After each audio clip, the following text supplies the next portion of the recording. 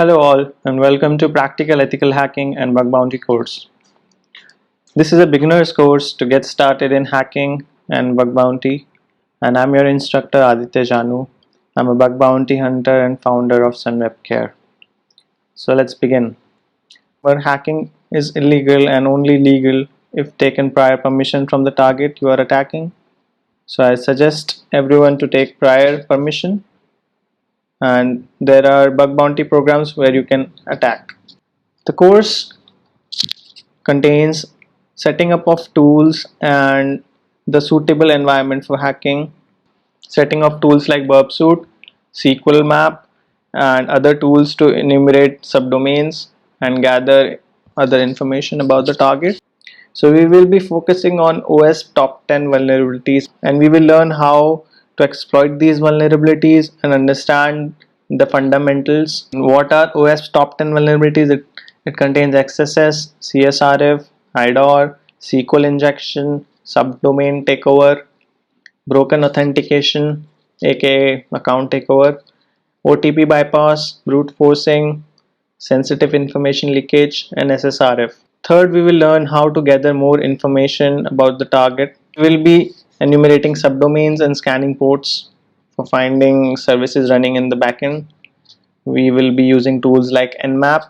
We will learn about fuzzing, how to find vulnerable parameters, where to inject the payloads, and we will learn about injection attacks. What is XSS? XSS is the most common vulnerability present in web application. It stands for cross-site scripting. It is a security vulnerability where attacker executes its own JavaScript on victim's browser. What's interesting here, attacker can actually steal cookies of the victim and perform actions on behalf of him. Sometimes it also results in account takeover. So let me explain how. When an attacker injects its own JavaScript, it can actually make the browser execute whatever the attacker wants. Suppose if it is a bank application, you can transfer funds. If it is social network, you can steal messages or text someone or perform any action the application is meant to perform. Recently on Facebook, an XSS bug was reported on the login button, and Facebook paid $20,000. It was an Indian hacker. He also reported another XSS bug in the audience network, which fetched him $22,500. So this XSS was not the normal XSS. He found this XSS in the post message function. Now I will explain what post message is in the course in detail.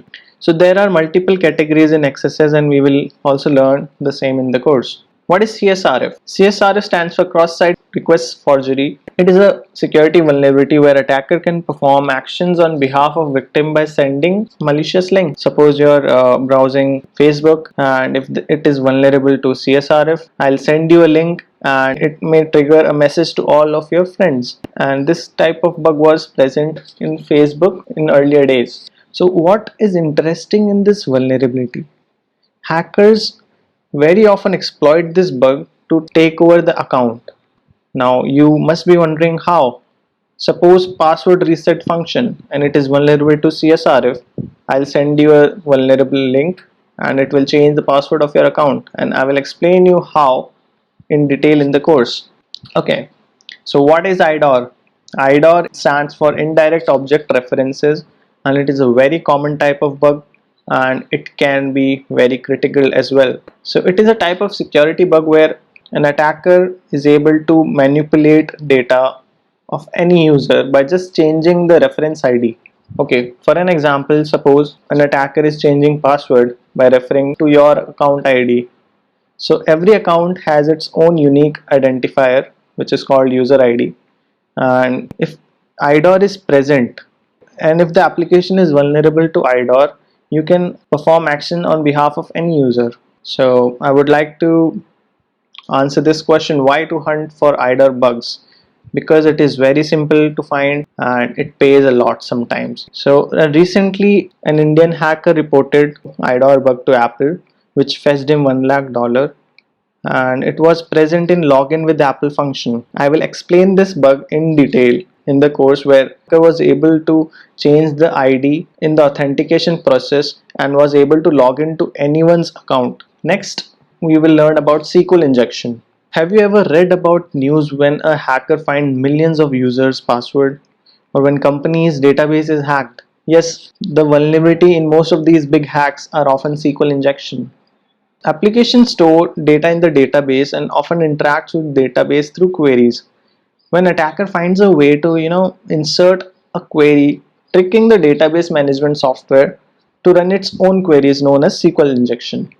I will show you practical examples of how SQL injection work. In past, I have reported several SQL injection which led to great bounties. So there are several categories in SQL injection as well, and I will cover each of them in the course in detail. Next is, what is subdomain takeover? Have you ever seen a web page saying this is hacked? Subdomain takeover is very easy and possible when a subdomain is pointing to expired service like hosting, and an attacker serves its own data to the subdomain. Subdomain takeover can be automated. It often pays high bounties because subdomain takeover can lead to stealing of cookies from the main domain. Next is, what is broken authentication? Broken authentication is a type of security vulnerability where an attacker is able to perform unauthenticated actions. We will see how authentication can bypass with different methods and tricks. Okay, next, what is OTP bypass? Almost every application that we use today or which stores data, to verify that we are human, the application uses OTP verification process, where every user has to verify its OTP. We will be seeing how to bypass the OTP. There are several tricks where you can send custom responses to the server and trick the server to think that the correct OTP is supplied. We will see how to bypass OTP in detail in the course. Next, one of the common vulnerability is brute forcing. Suppose you don't know the password of a user and you try all possible combinations and you just brute force the request. It is a very simple bug and I will teach you how to find these bugs. What is sensitive information leakage? Often developers leave hard-coded credentials in the code and attackers can take advantage of these credentials to log into admin panels. This information can be stored in GitHub, maybe in the source code, or maybe in the responses of the request. I will teach you where to look for information leakage and how to report them. The next and last one is SSRF. So server-side request forgery is a type of security vulnerability where attacker tricks the server to perform custom actions like port scanning, local file reading, sometimes leads to remote code execution as well. SSRF is often considered as critical vulnerability and are often found in many applications. So how hackers actually find SSRF? Suppose an application is making an internal request to server. We just have to modify the parameter and forward the request to our own server, and if there is no protection, we can actually use that parameter to dig out information in the local network area. Thank you all, and I'll see you in the course.